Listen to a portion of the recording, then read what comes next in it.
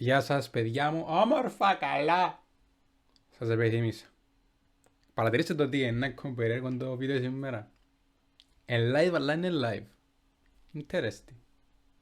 Πείτε μου αν σας αρέσει έτσι.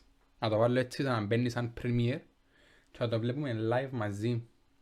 Καλώς ορίσατε σε ακόμα έναν CINE Chill. Κάμαμε 7 επεισόδια. Να αντέξω εγώ 7 μέρες να το κάνω αυτό το πράγμα. Μπράβο μου. Και μπράβο και σε εσάς παιδιά. Mickey Mouse. Πώς περάσετε χτες το Αγίου Βαλεντίνου? Μόνοι σας? Και εμείς και εσείς? Και ώρα μισός ο κόσμος. Αλλά σήμερα ήρθαμε εδώ για να μάθουμε. Σήμερα έχω σας ψουμί. Έχω σας γνώση σήμερα. Σήμερα θα μάθουμε για το VISTAVISION. Είναι έναν film format το οποίο είναι special για τους δικούς του λόγους και θα τους μάθουμε. Χρησιμοποιήθηκε στον BRUTALIST και θα πάμε να δούμε το σκηνοθέτη και το Cinematographer να μας πούν τη γνώμη τους και την εμπειρία τους με το VISTAVISION. Πριν ξεκινήσουμε, και στο καφεδάκι, και πίνετε κάτω στα comments και πείτε μου ήρθα! Και κάνετε ένα like και ένα subscribe για να πείτε το αλγόριθμο του YouTube όταν πάτε με και θα σας δω και άλλα CINE Chill. Και επειδή είναι live, εντάξει, θα το καθυστερήσω λίγο το ξεκίνημα για να βγάλετε story και να με κάνετε tag στο Instagram. Πάμε να ξεκινήσουμε. Θα δούμε δύο βίντεο. Το είναι με το Cinematographer και μετά μόλις τελειώσει έχω να σας πω πράγματα και μετά θα πάμε να δούμε το σκηνοθέτη. Hi, I'm Lol Crawley. I'm the cinematographer on The Brutalist. So, it's my third collaboration with Brady. Brady asked me to shoot his first feature, The Childhood of a Leader. After that, we shot another movie called Vox Lux.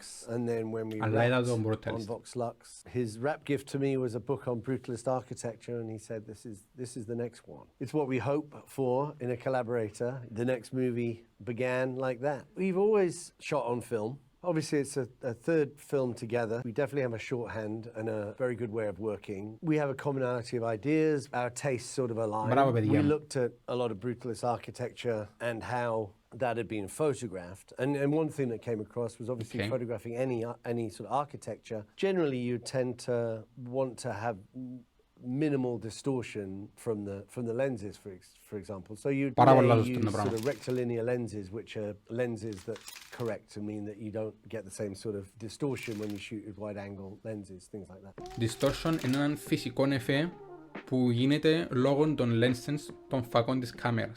Το πώς λειτουργεί ο φακός είναι με γυαλί και όπως τα γυαλιά, ας πούμε, αν είσαι έναν συνηθισμένο μέγεθος μοιοπίας ή whatever, τα γυαλιά σου έχουν να κάνουν με κυρτώματα. Το πόσο κυρτωμένο ή το πόσο βαθουλωμένο είναι, έτσι ζαβώνει με έναν τρόπο το φως για να φτάσει σε συγκεκριμένη απόσταση μέσα στο μάτι σου. Έτσι παίζει και ο φακός της κάμερας. Το distortion όμως συμβαίνει σε συγκεκριμένους φακούς που είναι πολλά wide. Αν δείτε στους ultra wide ή το fisheye είναι πολλά wide και πιάνουν 180 μοίρες. Και επειδή για να πιάνει 180 μοίρες πρέπει να είναι ημικύκλιον ο φακός στο γυαλί. Εντάξει, και πιάνει και ζαβώνει το φως αρκετά και η εικόνα που πιάνεις αντί να ανοίξεις τις γραμμές ελάκχον έτσι. Και εν τούτον που λαλεί τώρα τούτος, θέλασαν να απεικονίσουν τα κτίρια της αρχιτεκτονικής του μπρουταλισμού και δεν ήθελαν να ζαβέσει γραμμές. Θέλουν να φανούν όπως είναι το κτίριο.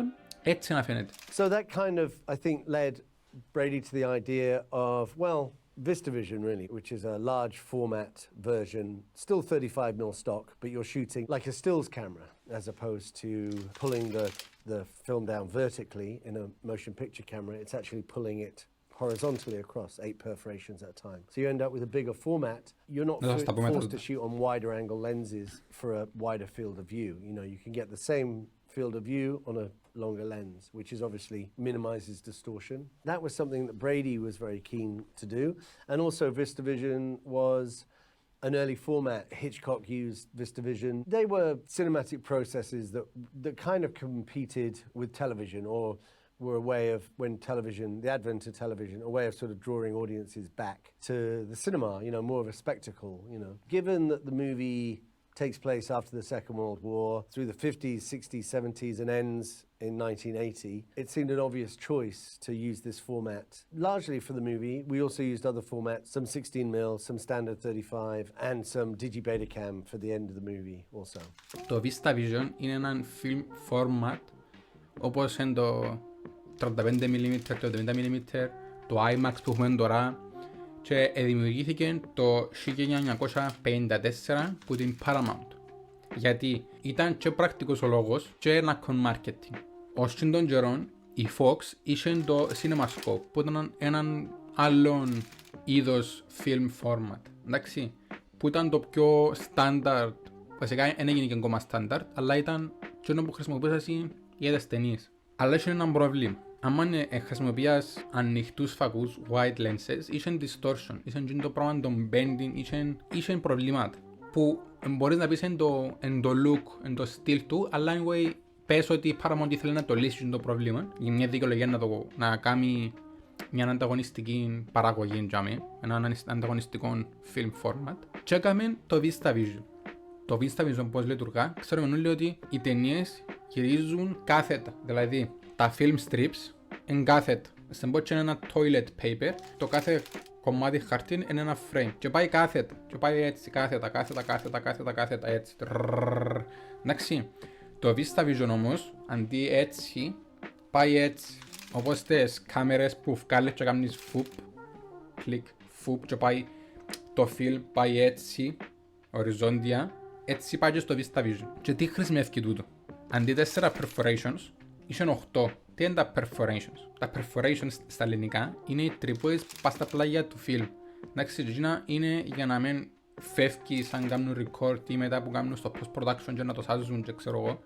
Και ώρα που να τα γυρίζουν να μην φεύγει, να μην σχίζεται, να μπορεί να ταράσει το film. Χρησιμοποιούν το για να συγκρίνουν μεγέθη του film. Εντάξει, όσα παραπάνω perforations, όσες παραπάνω τρυπούες είχε το film, τόσο πιο μεγάλο sensor, ας πούμε, είχε η κάμερα. Που όσο παραπάνω μεγάλο sensor είσαι, τόσο παραπάνω καθαρή και high resolution η εικόνα έχεις. Το 35 με 70 mm που πάσει κάθετα είχε 4.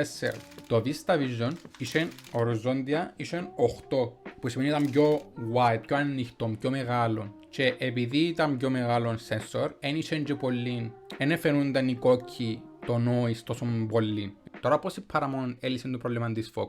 Το ότι είναι έτσι wide και όχι παραπάνω περιφέρεια το film, μπορεί να χρησιμοποιήσει αντί wide ανοιχτούς φακούς, να χρησιμοποιήσει αντί 24mm, να χρησιμοποιήσει 50mm και πάλι ένα wide.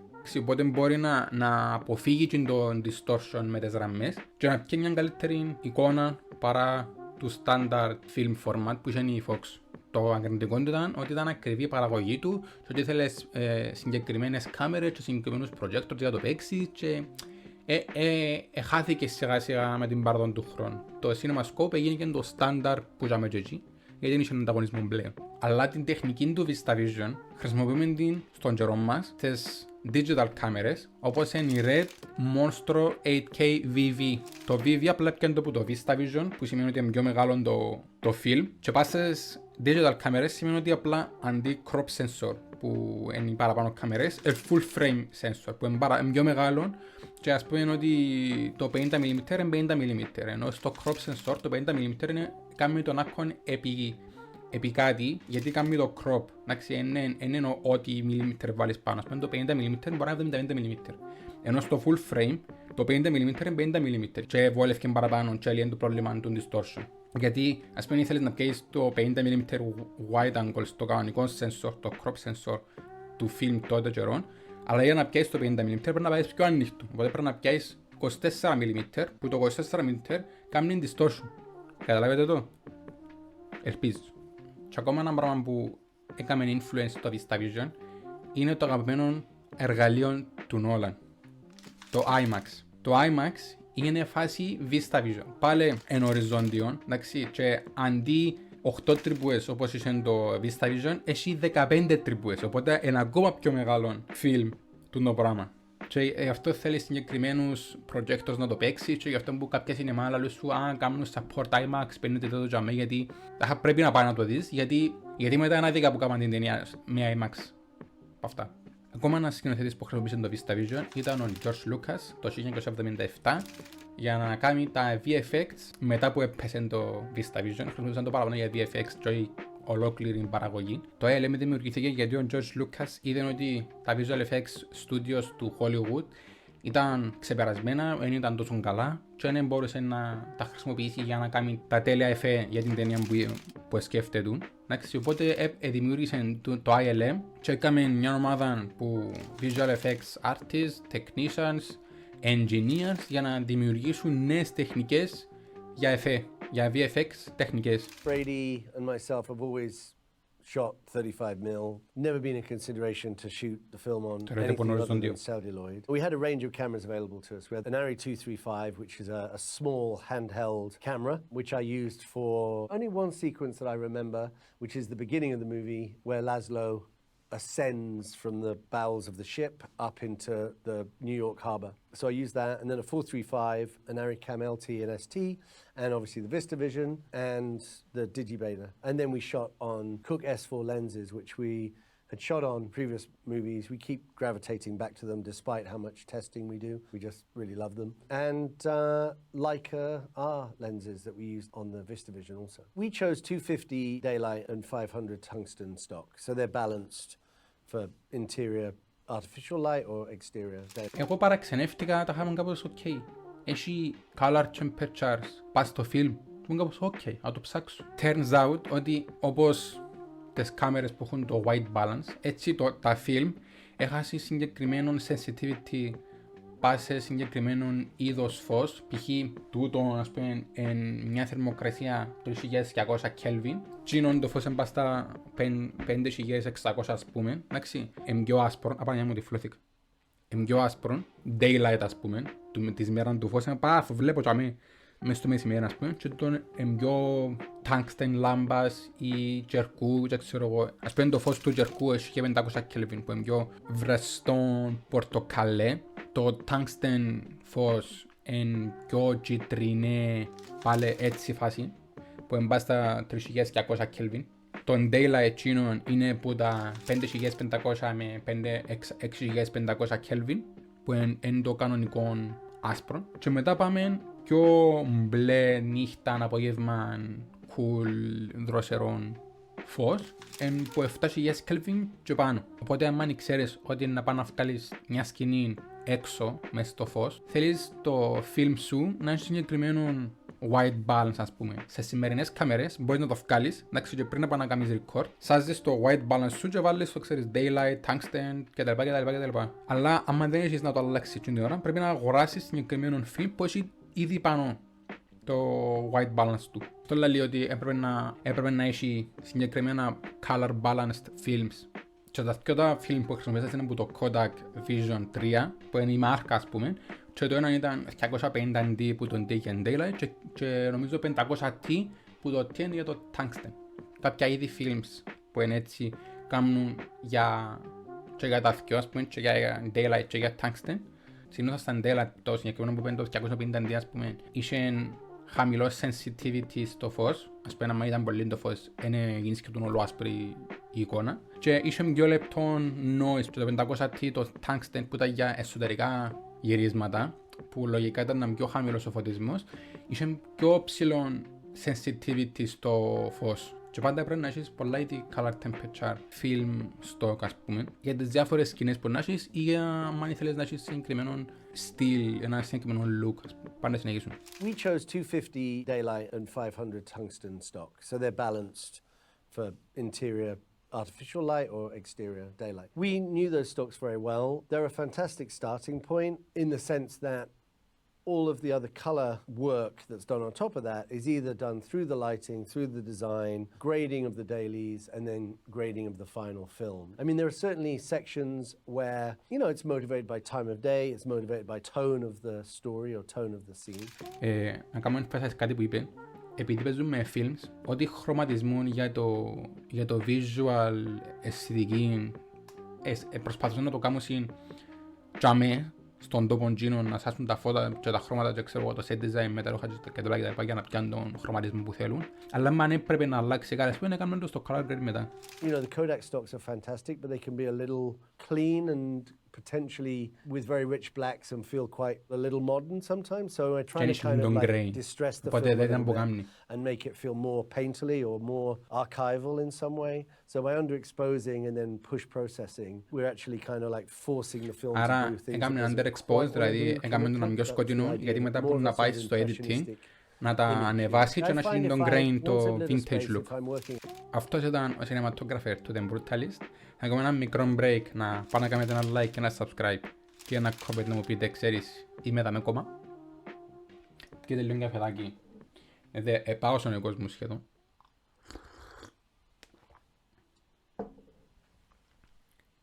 Και πάμε να συνεχίσουμε. Πιο μικρό το βίντεο το επόμενο, ένας σκηνοθέτης της ταινίας και πάλι μιλάει για το VISTAVISION. Πάμε να δούμε.